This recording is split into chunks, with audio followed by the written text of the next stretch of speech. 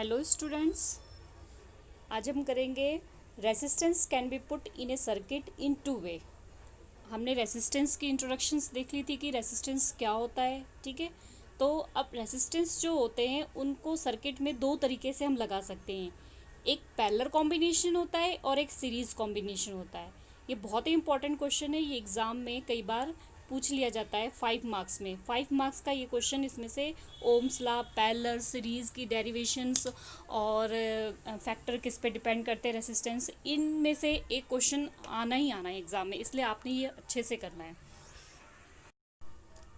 तो आज के टॉपिक में हम इन दोनों को कंप्लीट करेंगे कि पैरेलल कॉम्बिनेशन कैसे होता है और सीरीज कॉम्बिनेशन कैसे होता है, और इसके एडवांटेजेस और डिसएडवांटेजेस भी देखेंगे कि इन दोनों सर्किट, इनको अगर पैरेलल में हम रेसिस्टेंस को लगाएंगे तो इसके एडवांटेजेस होंगे या डिसएडवांटेजेस होंगे। ठीक है, तो हम स्टार्ट करते हैं। फर्स्ट हम देखेंगे combination of resistance in series connection. अगर रेसिस्टेंस को हम सीरीज कनेक्शन में करते हैं तो कैसे होता है। फॉर एग्जांपल, जैसे कि आपको यहाँ पे एक सर्किट दिखाई दे रहा है, इस सर्किट में आपने क्या करना है, ये हमारा क्या लगा हुआ है, इसकी पहचान मैंने आपको बताई थी। अगर V लिखा है तो वो क्या है, हमारा वोल्टमीटर। ठीक है, और वोल्टमीटर क्या करता है, पोटेंशियल डिफरेंस को अपने अंदर क्या करता है, रीडिंग को नोट करता है। यहाँ से I मीन्स क्या हो रहा है, करंट फ्लो हो रहा है। अब करंट जो फ्लो हो रहा है वो कहाँ से फ्लो हो रहा है, R1, R2 और R3। तो ये R1, R2, R3 जो है आपको रेसिस्टेंस दिया हुआ है, जो कि सीरीज में जोड़ा गया है। आपको दिख रहा है ना कि सीरीज में, ये सीरीज है। ठीक है, यहाँ पर आपको दिख रहा है ना, सीरीज में, ये भी सीरीज में, ये भी सीरीज में। जब एक लाइन में कोई चीज़ जुड़ी होती है उसको सीरीज बोलते हैं। तो यहाँ पर क्योंकि रेसिस्टेंस एक लाइन में 3 रेसिस्टेंस हमने जोड़े हैं, इसलिए पहले वाले को हमने बोल दिया R1, दूसरे को R2 और तीसरे को R3। अब देखते हैं कि इसमें डेरिवेशन कैसे लिखनी है हमने। सबसे पहले हमने तीन रेसिस्टेंस ले लिए, R1, R2, R3। इसको सीरीज में क्या कर लिया, कंबाइन कर लिया। उसके बाद इसमें हमने क्या करना है, पावर सप्लाई करनी है। पावर सप्लाई करने पे इसका जो पोटेंशियल डिफरेंस है, ठीक है, वो हमारा पोटेंशियल डिफरेंस, तो यहाँ से ये V है, ये सभी में जाएगा, तो इसमें R1 में, R2 में, R3 में, तो हम इसको लिख सकते हैं कि V1, V2, V3। अगर V हमने पूरा टोटल काउंट करना है तो तीनों के पोटेंशियल डिफरेंस को हमने क्या करना होगा, टोटल करना होगा। तो हम लेट्स जो इलेक्ट्रिक करंट है वो I ले लेते जो पास होता है, पोटेंशियल डिफरेंस हमें पता है वो क्या है, V है। तो according to Ohm's law, Ohm's law आपने पिछले लेक्चर में देखा था, ओम्स लॉ क्या होता है, V is equal to IR। अगर हम ओम्स लॉ के अकॉर्डिंग देखें तो पोटेंशियल डिफरेंस जो है I और R के मल्टीपल के इक्वल होता है। ठीक है, तो अब हम देखते हैं V is equal to IR। तो आप यहाँ देखो, V इज इक्वल टू, हमने क्या करना है, सारे पोटेंशियल डिफरेंस को अगर हम प्लस करेंगे तो हमें क्या मिल जाएगा, V मिल जाएगा। अब अगर V इज इक्वल है I R के, तो हम इसकी इस तरीके से इस इक्वेशन में वैल्यू फिल करके निकाल सकते हैं। तो आपने अब ये ध्यान से देखना, V की जगह हमने क्या लिख दिया, IR। ठीक है, E इसलिए लिखा है ताकि हमें पता चले कि टोटल है रेसिस्टेंस। ठीक है, उसके बाद हमारा फर्स्ट डिजिट क्या है, V1। V1 की जगह हम क्या लिख सकते हैं, V1 में अगर हमने निकालना है तो हमारे पास क्या है, R1 है। करंट जो आपका I है, जो I है वो तो एक जैसा इसमें जा रहा है, इसमें पूरे सर्किट में करंट एक जैसा जा रहा है, इसलिए हमने I को सिंपल ही रखना है, I। ठीक है, रेसिस्टेंस हमारा V1 के साथ क्या है, R1। ठीक है, V2 के साथ क्या है, R2। V3 के साथ क्या है, R3। ठीक है, तो इस जो इक्वेशन में हमने वैल्यू को फिल किया है, तो IR इज इक्वल टू क्या हो गया, IR1 plus IR2 plus IR3। ठीक है, कैसे हो गया, आपको समझ आ गया। करंट हमारा I ही रहेगा, क्यों, क्योंकि हमारा यहाँ से जो करंट फ्लो हुआ है वही सारा करंट इस पूरे सर्किट में जो है गया है। ठीक है, अब यहाँ पर देखो आप इस इक्वेशन को, इस इक्वेशन में हमारे इस साइड क्या कॉमन निकल रहा है, कॉमन निकल रहा है, I कॉमन निकल रहा है, तो हमने I को क्या कर लिया, कॉमन ले लिया। अब I कॉमन लेने के बाद I जो होगा, अगर यहाँ पर अब इस इक्वेशन में देखो I कॉमन हो गया, तो ब्रैकेट में क्या बच गया आपके पास, R1 plus R2 plus R3। तो अब ये I यहाँ पर मल्टीप्लाई में है, तो यहाँ आके क्या हो जाएगा, डिवाइड में दूसरी साइड। तो यहाँ पर अब आप देखो कि ये क्या हो गया, ये डिवाइड में हो गया। अब आई से आई क्या हो जाएगा, कैंसिल हो जाएगा, आई से आई कैंसिल हो गया, तो आर इज इक्वल टू क्या आ गया, R1 plus R2 plus R3। ये हमारा जो है सीरीज का फॉर्मूला है। इसके थ्रू हमने इस चैप्टर के काफ़ी न्यूमेरिकल्स भी सॉल्व करने हैं, और एग्जाम में इससे रिलेटेड न्यूमेरिकल भी आता है। आपको 5 मार्क्स में न्यूमेरिकल आता है, जो हाईएस्ट और लोएस्ट रेजिस्टेंस निकालनी होती है, इसके बारे में आपको बताऊंगी। ठीक है, अभी एक सिंपल न्यूमेरिकल जो है हम इसका सॉल्व करके देखेंगे, बाकी जो बचे हुए न्यूमेरिकल है वो बाद में करेंगे।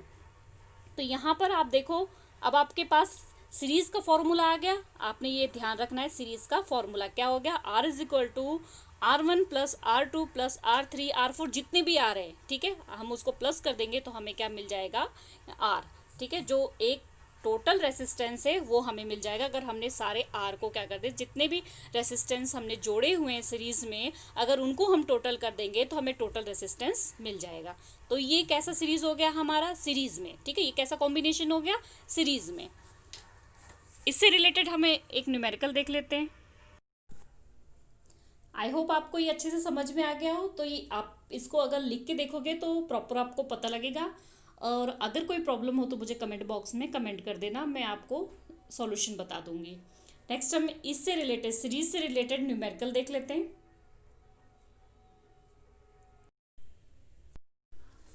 तो यहाँ पर आपको दिया हुआ है कि एक सीरीज सर्किट दिया हुआ है आपको। सीरीज सर्किट में आपको क्या करना है, आपको दिया हुआ है 3 रेसिस्टेंस दिए हुए हैं। ठीक है, 3 रेसिस्टेंस में आपको कौन सा दिया है, 5 ओम, 10 ओम, 5 ओम। आपको ये सिंबल मैंने बताया था, इस सिंबल को क्या बोलते हैं, ओम। ठीक है, ये किसकी यूनिट होती है, रेसिस्टेंस की यूनिट होती है। अब सीरीज में जुड़ा हुआ है और आपको वोल्टेज की बैटरी दी हुई है, कितनी, 15 वोल्ट की बैटरी दी हुई है, यानी कि ये इसका क्या है, पोटेंशियल डिफरेंस। तो आपको पता करना है कि इस सर्किट में टोटल रेसिस्टेंस कितना है, और मान लो आपको ये भी पूछ लिया कि टोटल करंट कितना है, तो हम पहले रेसिस्टेंस निकाल लेते हैं। आपको पता है सीरीज में सिंपल फॉर्मूला आपका है R is equal to R1 plus R2 plus R3। सारे रेसिस्टेंस को आप प्लस कर दोगे तो आपका टोटल क्या निकल जाएगा, टोटल रेसिस्टेंस ऑफ सीरीज। ठीक है, तो हमारे पास फर्स्ट R1 क्या है, 5 ओम, R2 क्या है, 10 ओम, R3 क्या है, 5 ओम। तीनों को हमने क्या कर देना है, प्लस कर देना है। टोटल हमारा कितना आ गया, 20 ओम। अब अगर आई पता करना है तो आपको पता है ओम्स लॉ के अकॉर्डिंग क्या होता है, V is equal to I R. यानी कि आई अगर हमें निकालना है तो आई यहीं रहेगा और आर कहाँ चला जाएगा, V के नीचे चला जाएगा। तो हमारे पास आई इज इक्वल टू क्या आ गया, V अपॉन आर। ठीक है, V अपॉन आर। अब V की वैल्यू हमारे पास कितनी है, आपको क्वेश्चन में दे रखा है 15, और उसके बाद R, यानी कि टोटल R हमारे पास कितना है, अभी हमने निकाला कितना है, 20 ओम। तो यहाँ पर हमने लिख दिया। उसके बाद आप डिवाइड करके देखना, डिवाइड करके आपका आ जाएगा 0.75। और ए का मतलब क्या है, एम्पियर। आपको पता है ना, आई जो होता है वो क्या होता है, करंट, और करंट की यूनिट मैंने आपको बताई थी क्या थी, एम्पियर, और एम्पियर का सिंबल क्या होता है, ए। ठीक है, आई होप आपको समझ आ गया होगा न्यूमेरिकल। इसी तरीके से और भी न्यूमेरिकल आपके टेक्स्ट बुक में दिए हुए हैं, तो आप उसको सॉल्व करने की कोशिश करना। नेक्स्ट हम देखते हैं combination of resistor in parallel connection. अभी हमने सीरीज कनेक्शन देखा था, अब पैरेलल कनेक्शन, ये बहुत ही इंपॉर्टेंट टॉपिक है इन चैप्टर के। ठीक है, तो हमने मान लिया कि कंसाइडर हमने रेसिस्टेंस ले लिया R1 R2 R3 और सभी को कनेक्ट कर दिया पैरेलल में। ठीक है, तो इसके जो चार्जेस है वो अलग अलग स्प्लिट हो जाएंगे, टूट जाएंगे सारे। जैसे कि आप डायग्राम में देख रहे हो, R1 R2 R3 parallel means क्या होगा, एक दूसरे के नीचे नीचे नीचे। ठीक है, अब ये वोल्ट मीटर लगा है, यहाँ से अगर करंट आपका निकला है, अब करंट निकला है तो अब क्या होगा, सिर्फ एक लाइन में तो जाएगा नहीं, यहाँ से करंट आपका डिवाइड हो गया 3 जगह, एक यहाँ और एक यहाँ। तो हमारे पास अब करंट 3 जगह डिवाइड हुआ है, इसलिए हमने इसको I1 I2 और I3 दे दिया। R1 R2 R3 हमारा रेसिस्टेंस हो गया पैरेलल में, करंट भी तीनों जगह डिवाइड हुआ है, तो वो क्या हो गया, करंट जो है हमारा I1 I2 I3। तो ये तो हमारा ये हो गया कि हमने कैसे इसको कनेक्ट किया। अब इसकी डेरिवेशन देख लेते हैं हम। हमने कंसाइडर कर दिया था resistance R1 R2 R3, connect कर दिया था पैरेलल कॉम्बिनेशन में, जैसे कि भी पीछे हमने डायग्राम में देखा। ठीक है, उसके बाद उसमें अगर हम वोल्टेज सप्लाई करते हैं तो हमारे पास जो आई है, मैंने आपको भी बताया था, करंट जो यहाँ से सप्लाई होके जा रहा था वो क्या हो गया था, 3 पार्ट में डिवाइड हो गया था, I1 I2 I3। मीन्स अगर ये आई निकालना है तो हमने इन तीनों आई को क्या कर देना है, प्लस कर देना है, तो हमारे पास आई आ जाएगा। तो I is equal to I1 plus I2 plus I3। अब आ जाते हैं हम according to Ohm's law. Ohm's law के अकॉर्डिंग हमारे पास आई इज इक्वल टू क्या होता है, V अपॉन आर। हमने कितनी बार इसको देख लिया, ठीक है। ये बेटा आप साथ में समझ के अगर नोट डाउन करते जाओगे ना और डेरिवेशन को सॉल्व करते जाओगे तो आपको बहुत अच्छे से समझ आएगा, ठीक है। तो हमारे पास अब क्या हो गया, v upon R is equal to क्या हो जाएगा, v upon R1 plus V upon R2 plus V upon R3। अगर हमने i निकालनी है, हमारे पास ये है ना, हमारे पास टोटल i के लिए हमारे पास क्या है, i की वैल्यू हमारे पास क्या है, v अपॉन आर। तो हमने इस वैल्यू में, इस इक्वेशन में जो है, इस वैल्यू को हमने फिल करना है, ठीक है। तो i इज इक्वल टू हमारे पास क्या हो गया, v अपॉन आर। दूसरा हमारा I2, तो v upon R1, I2 v upon R2, I3 v upon R3। इस तरीके से हमने सारी वैल्यू को क्या कर लिया, फिल कर लिया। अब यहाँ पर आपने देखा R1 R2 R3 पर v तो चेंज नहीं हुआ और i तो हमने टोटल i निकाल ली है, ठीक है। अब यहाँ पर आपके पास क्या कॉमन निकल रहा है, यहाँ पर v कॉमन निकल रहा है, तो हमने यहाँ पर v को क्या कर लिया, कॉमन निकाल लिया। अब ये v इस v से क्या हो जाएगा, कैंसिल हो जाएगा। कैंसिल हो गया तो यहाँ पर v कैंसिल हो गया तो क्या बचा, 1 अपॉन आर। यहाँ का v तो कैंसिल हो ही चुका था, क्या बचा हमारे पास, 1 upon R1, 1 upon R2, 1 upon R3। या फिर हम इसको लिख सकते हैं कुछ इस तरीके से, 1 upon R is equal to 1 upon R1 plus 1 upon R2 plus 1 upon R3। ये बहुत ही इंपॉर्टेंट टॉपिक है। अब इससे रिलेटेड एक न्यूमेरिकल देख लेते हैं हम। फॉर एग्जाम्पल आपको एक पैरेलल सर्किट दे दिया है और उसमें आपको रेसिस्टेंस दे दिया, बस आपने सर्किट ध्यान रखना है, सीरीज सर्किट है कि पैरेलल सर्किट है बस, और फटाफट फॉर्मूला ध्यान रखना है और न्यूमेरिकल सॉल्व कर देना है। तो आपको तीन दे दिए, 5 ओम, 10 ओम एंड 5 ओम। सेम हो गया, ओम मीन्स रेसिस्टेंस, आपको पता है ओम लगाए तो रेसिस्टेंस है। बैटरी कितने दे दी, 15 वोल्ट की, मतलब सेम दिया हुआ है, बस आपको इसमें क्या निकालना है, पैरेलल सर्किट निकालना है। और पीछे हमने क्या निकाला था, सीरीज सर्किट, ठीक है। तो टोटल रेसिस्टेंस हमारे पास, अब हमने पैरेलल निकालना है तो आपको पता है पैरेलल का फॉर्मूला भी पीछे हमने निकाला है, क्या हो गया, 1 upon R is equal to 1 upon R1 plus 1 upon R2 plus 1 upon R3। अब इसमें हमने वैल्यू फिल कर देनी है, 1 अपॉन R1, R1 हमारे पास 5 है, 1 अपॉन R2, R2 हमारे पास 10 है, 1 अपॉन R3, R3 हमारे पास क्या है, 5 है। अब इनको सबको आपको एलसीएम निकाल के सॉल्व करना, आपको एलसीएम निकालना तो आता ही होगा, ठीक है। आप इनका एलसीएम निकाल के, मैथमेटिक्स करते हो आप तो एलसीएम निकाल के इतना तो सॉल्व कर लोगे, ठीक है। अगर नहीं आएगा तो बताना आप, ठीक है। तो आपने एलसीएम निकाल के जब आप इसको सॉल्व करोगे तो क्या आ जाएगा आपके पास, 5 अपॉन 10, ठीक है। 5 अपॉन 10 आने के बाद अब जो आपके पास वैल्यू है 5 अपॉन 10 वो किसके इक्वल है, 1 अपॉन आर के इक्वल है, ठीक है।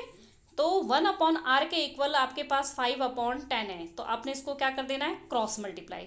अब क्रॉस मल्टीप्लाई आप करोगे तो आर इज इक्वल टू क्या आ जाएगा, 10 अपॉन 5, ठीक है। क्या आ जाएगा, 10 अपॉन 5। अब इसकी कटिंग कर दोगे तो आपके पास क्या आ जाएगा, 2 ओम, जो कि यहाँ पर हमारा आंसर है, ठीक है। ये समझ में आ गया, ये तो हमने क्या निकाल लिया, आर निकाल लिया। अगर उसका आपको आई निकालना हो तो आप कैसे निकालोगे, करंट निकालना हो तो आपको करंट का फॉर्मूला पता है, V अपॉन आर। लेकिन आपने ये भी देखा जो पैरेलल है वो करंट आ रहा था बट वो 3 पार्ट में डिवाइड हो रहा था, तो आपको I1 I2 I3, ठीक है, इनको सबको अलग अलग जो है निकालना पड़ेगा। तो I1 हमारे पास, जो हमारे पास फर्स्ट रेसिस्टेंस R1 था उसको हम लेना है, तो V हमारे पास 15 है, हमने 15 लिख दिया। R1 हमारे पास क्या है, 5, इसको कंप्लीट करके हमारे पास 3A मीन्स एम्पियर करंट आ गया। इसी तरीके से I2 हमारे पास वोल्टेज 15 है, R2 हमारे पास क्या है, 10 है, इसको हमने कटिंग करके सॉल्व किया, 1.5 एम्पियर। I3 हमारे पास क्या है, 15 अपॉन 5, कटिंग करके हमारे पास क्या आ गया, 3 एम्पियर। अब टोटल करंट आपको पता करना है तो ये तीनों को क्या कर लोगे आप, प्लस कर लोगे, क्योंकि यही तीनों तो जो है यहाँ से जा रहा है, यहाँ से जो जा रहा है वो यही तीनों है, ठीक है। तो इनको तीनों को हमने प्लस कर दिया तो हमारे पास क्या आ गया, 7.5 एम्पियर, ठीक है। ये तो हमारा दोनों की डेरिवेशन भी हो गई, उससे रिलेटेड मैंने न्यूमेरिकल भी बता दिए, तो आप अपने टेक्स्ट बुक के न्यूमेरिकल जो है सॉल्व करने की कोशिश करना। अब इसके एडवांटेजेस और डिसएडवांटेजेस बता देते हैं। जो पैरेलल सर्किट होता है, पैरेलल सर्किट में आप पिक्चर से देखो, ये आपका पैरेलल सर्किट है, ठीक है। तो अगर ये करंट जो है आपका करंट, कलर चेंज करके मैं आपको बताती हूँ। जो आपका करंट है यहाँ से जो जा रहा है, ठीक है, यहाँ से जाने के बाद आपका जो करंट है 3 पार्ट में डिवाइड हो रहा है, यहाँ भी, यहाँ भी, यहाँ भी। अब इसके बेनिफिट क्या है, आपके पैरेलल के बहुत सारे बेनिफिट है। ये बेनिफिट है, मान लो यहाँ पे आपने बल्ब जोड़ा है, यहाँ पे आपने टीवी जोड़ी हुई है, और यहाँ पे आपने फ्रिज का कनेक्शन किया है। अब ये करंट यहाँ से जो गया, यहाँ गया, यहाँ गया, यहाँ गया, 3 पार्ट में गया। फॉर एग्जाम्पल यहाँ कोई फॉल्ट हो गया, यहाँ पर कोई फॉल्ट हो गया, तो इस फॉल्ट के कारण आपका जो फर्स्ट सर्किट था, बल्ब था या जो भी था, फर्स्ट सर्किट तो क्या हो गया, टूट गया। मीन्स वो जो अप्लायंस है वो आपका काम करना बंद कर देगा। लेकिन जो 2 अप्लायंस आपके हैं, जो यहाँ पर 2 अप्लायंस थे, वो क्या आएंगे, प्रॉपर चलते रहेंगे, उनमें कोई प्रॉब्लम नहीं आएगी। तो ये तो हमारे पैरेलल के एडवांटेजेस हो गए। अब सीरीज जो होते हैं वो डिसएडवांटेजेस होते हैं, सीरीज में नहीं जोड़ना चाहिए। हमारे घरों की जो इलेक्ट्रिसिटी होती है वो पैरेलल में ही होती है। अब सीरीज का आप देखो पिक्चर के थ्रू, इस तरीके से सीरीज में आपने यहाँ मान लो बल्ब जोड़ा हुआ है, यहाँ टीवी जोड़ी हुई है, यहाँ फ्रिज जोड़ा हुआ है। अब करंट जो आपका आ रहा है, मान लो यहाँ फॉल्ट आ गया, तो ये सारी चीजें आगे की क्या हो जाएंगी, चलना बंद हो जाएंगी। तो इसीलिए सीरीज में जोड़ने पर इस तरीके की प्रॉब्लम्स आ जाती है, ये इसके डिसएडवांटेजेस हैं। और उसके पैरेलल को अगर हम पैरेलल सर्किट में जोड़ेंगे तो उससे हमें क्या होता है, बेनिफिट होता है, ठीक है। आई होप आपको समझ में आ गया हो। तो लाइक, सब्सक्राइब और शेयर करना मत भूलना। Okay students.